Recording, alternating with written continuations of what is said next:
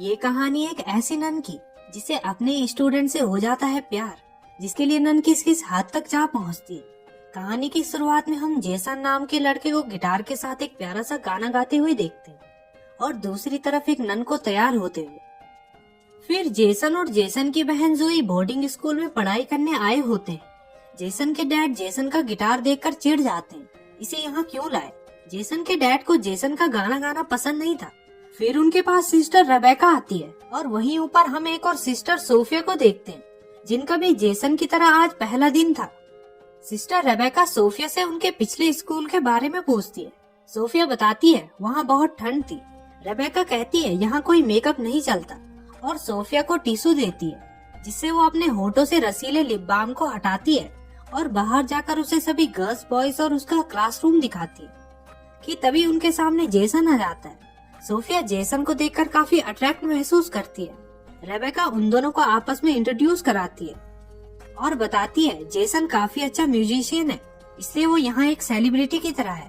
Jason उनसे ज्यादा बात ना करते हुए वहाँ से चला जाता है, जिसको सोफिया मुड़ मुड़ कर देखती है और सिस्टर रेबेका सोफिया को उसके रूम पर छोड़कर चली जाती है, जहाँ हम देखते हैं सोफिया ने तो अपने बाल कलर कराए हैं और वो जेसन की वही म्यूजिक वाली वीडियो देख रही है और अपनी स्क्रीन पर ही किस कर देती है। और फिर कुछ देर बाद जेसन को गिटार बजाते देखती है और जेसन के पास जाकर उसकी काफी तारीफ करती है और उसका गिटार बजाकर जाने लगती है। ये कहते कहते क्लास में मिलते हैं और फिर अगले दिन सभी स्टूडेंट्स क्लास में पहुंचते हैं, जहां जेसन के पीछे बैठी लड़की सारा जेसन से बात करने लगती है। और फिर सिस्टर सोफिया क्लास में आती है और जेसन और सारा को आपस में बात करते देख गुस्सा हो जाती है।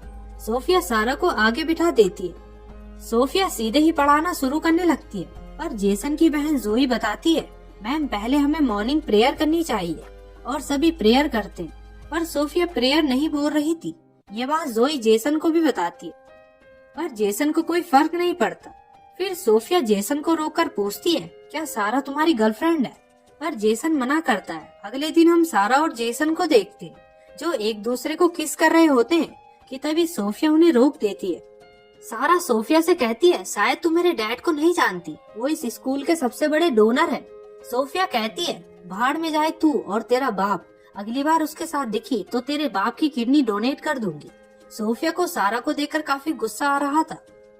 फिर जैसे ही उनकी क्लास खत्म होती है, सोफिया जेसन को रोककर कहती है तुमने तो कहा था तुम्हारी कोई गर्लफ्रेंड नहीं है, मुझे मेरे रूम में आकर मिलो। सोफिया अपने रूम में मुस्कुराते हुए जाती है और अपने कपड़े उतारना शुरू करती है। जेसन भी धीरे धीरे उसके रूम की ओर बढ़ रहा था।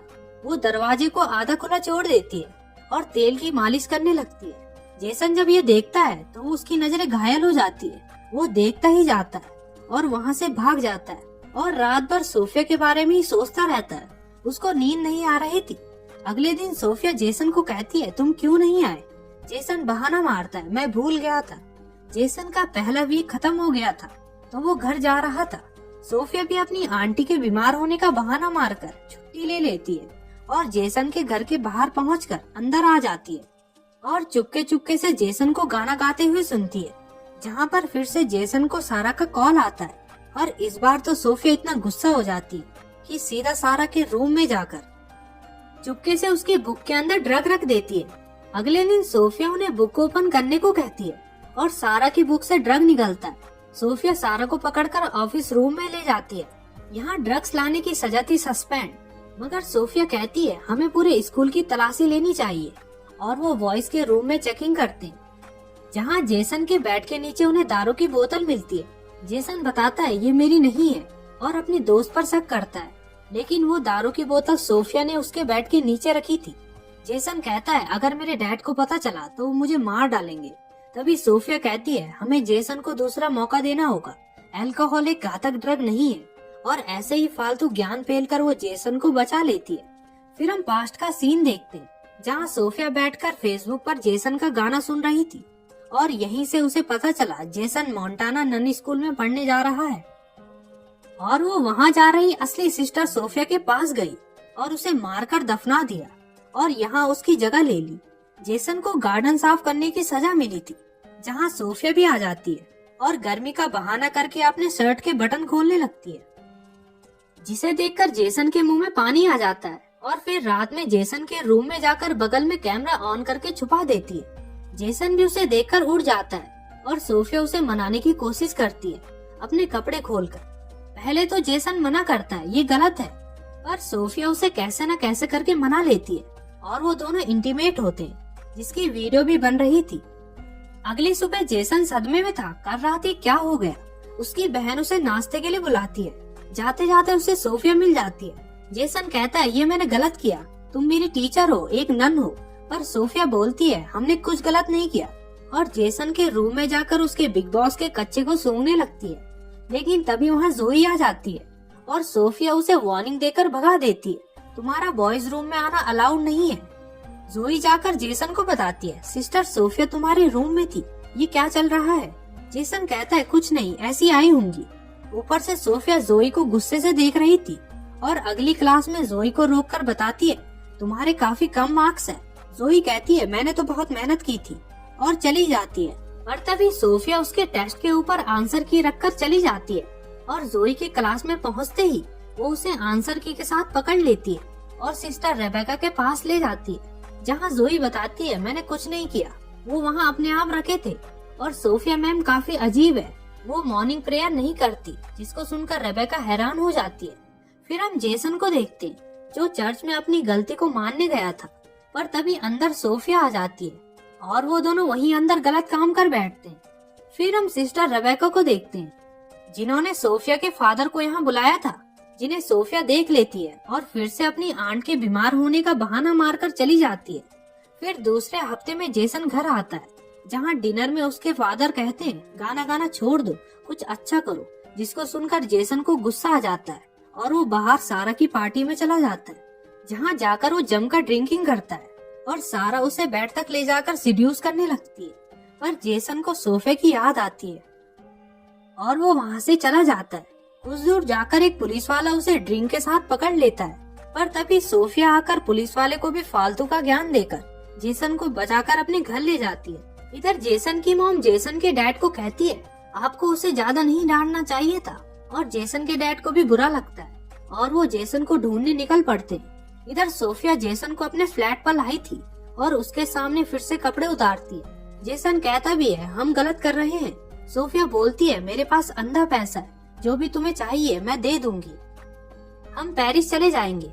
लेकिन जेसन गुस्सा होकर वहाँ से चला जाता है, जिसके बाद सोफिया का बुरी तरह दिमाग खराब हो जाता है। जेसन अकेले बैठा था और उसके डैड उसे ढूंढ लेते हैं और उससे माफी मांगते हैं, मैं गलत था, मुझे तुम्हें बंधन में नहीं रखना चाहिए, तुम जो चाहो वो करो, मैं हमेशा तुम्हारे साथ हूँ। और दोनों गले लगकर घर पहुँच जाते हैं। अगले दिन हम जेसन और जोई को स्कूल जाते देखते हैं, जहाँ जोई सोफिया की कार को देख लेती है।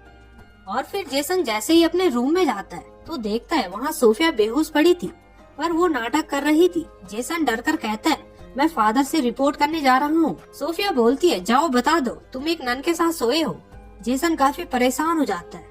अगले दिन हम देखते हैं सारा वापस आ गई है। सोफिया फिर से जेसन को रुकाती है और उसे समझाती है उससे दूर रहना, पर सारा तो जेसन पर चिपक रही थी। फिर जब सारा नहा रही होती है तो सोफिया जाकर उसके सर को दीवार पर पटक पटक कर उसे मार देती है। और कुछ देर बाद वहाँ आकर जोई डरकर चिल्लाती है, सारा, और सभी वहाँ पहुँचते हैं और सबको लगता है सारा सोप से फिसलकर मारी गई। जेसन कहता है, सोफिया तुमने तो ये नहीं किया। सोफिया कहती है, हाँ, और उसे वही वीडियो भी दिखाती है, जिससे जेसन और भी परेशानी में पड़ जाता है। फिर हम देखते हैं रेबेका सोफिया के आंट के हॉस्पिटल में कॉल करती है, जहां उसे पता चलता है सोफिया उससे अब तक झूठ बोल रही थी। इधर जेसन जोई को सब कुछ बता देता है, ये तक कि वो उसके साथ सोया और उसके पास वीडियो भी है।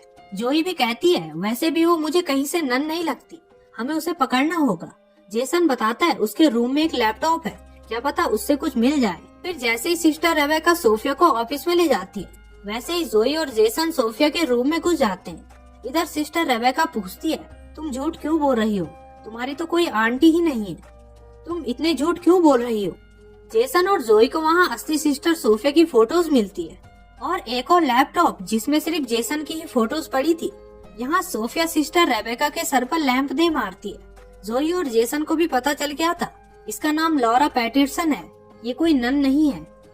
वो लैपटॉप लेकर सिस्टर रेबेका के रूम में जाते हैं, जहाँ सोफिया छुपी थी, और वो रेबेका को ढूंढते ढूंढते चर्च में आ जाते हैं, जहाँ पीछे से सोफिया एक छड़ी उठाकर उनके पास आ जाती है। जेसन उसे उसका लैपटॉप दिखाता है। तुम लॉरा हो ना? जिसको देखकर सोफिया बताती है, तुमने मुझे यहाँ लाया जेसन, मेरे लिए गाने गाकर। जेसन कहता है, मैंने तुम्हारे लिए गाने नहीं गाए, और जाने लगते हैं। पर सोफिया जोई के पीछे वार कर देती है और जेसन के अखरोटों पर लात मार देती है और जोई को मारने ही वाली थी कि तभी एक औरत आकर उसे बचा लेती है। पर सोफिया उस औरत को भी मारने लगती है, पर जेसन अपनी जेब से स्क्रू ड्राइवर निकालकर सोफिया की पीठ पर दे मारता है और जाकर जोई के गले लग जाता है। यहाँ सिस्टर सोफिया मारी जाती है और आखिर में सिस्टर रेबेका भी ठीक थी और जेसन के डैड जेसन को एक गिटार गिफ्ट कर देते हैं और जेसन एक प्यारा सा गाना गाता है। इसी के साथ ये मूवी एंड हो जाती है। वीडियो को लाइक और चैनल को सब्सक्राइब करना मत भूलना प्लीज यार, मुझे अभी आपके सपोर्ट की बहुत जरूरत है, तो सब्सक्राइब कर लो। मिलेंगे नेक्स्ट वीडियो में।